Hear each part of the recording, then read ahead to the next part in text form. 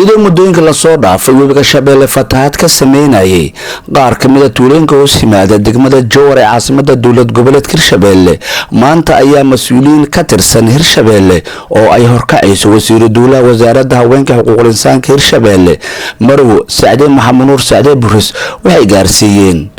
tuulada Lebiga oo ka mid ah tuulooyinka hoos yimaada degmada Jowhar agab qayb ka qaadanayo fatahaadda sidii looga hortagi lahaa. Abkaasi waxaa ka mid ah 500 oo jawaan oo dadka ku nool tuuladaasi ay ku wareejiyeen waxayna ugu dambeyntii soo indheeyeen goobaha ku dhow tuuladaasi oo fatahaaddu ay soo gaartay. gudoomiye ku-xigeenka degmada Jowhar Cabbaas Xasan Maxamuud Gacal ayaa sheegay in ay u taagan yihiin bulshada mas'uulka ay ka yihiin sidii loo samata bixin lahaa. tuulada waxaan keenay loorar oo ay isaga xirayaan biyaha fatahaadda marka aan naftayna ma fadhino waxay u tabartayna waan maaragtay la garab galeynaa waxaan rabnaa in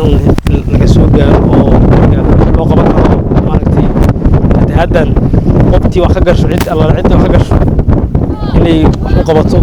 dadka masaakiinta oo isku dhex barakacay oo biyo aysan u saameeyeen. wasiir dowladda wasaaradda haweenka xuquuqul insaanka Hirshabeelle Marwo Saade Maxamed Nuur Saade Buris ayaa ku baaqday in laga wada qayb galo gurmadka dadka fatahaadu ay saameeyeen ee ku nool deegaanada dowlad goboleedka Hirshabeelle. Hirshabeelle ahaan wadnihii elboorka oo dowladda Hirshabeelle oo elboorka isticmaalaysay wadadeedu waa ku antahay degmada Mahadaay ilaa iyo degmada Jowhar inta u dhaxayso waa u jeedaan dhibaatada taalo marka caasimadda Hirshabeelle maadaama jidkii wadnaha oo elboorka diyaaradaha ay kasoo degayeen ay sidaan tahay waxaan soo jeedinaynaa in maaragtay Hirshabeelle ay u baahan tahay gurmad xoog leh dadkii waa kuwaas beerahoodii dal 3 fasal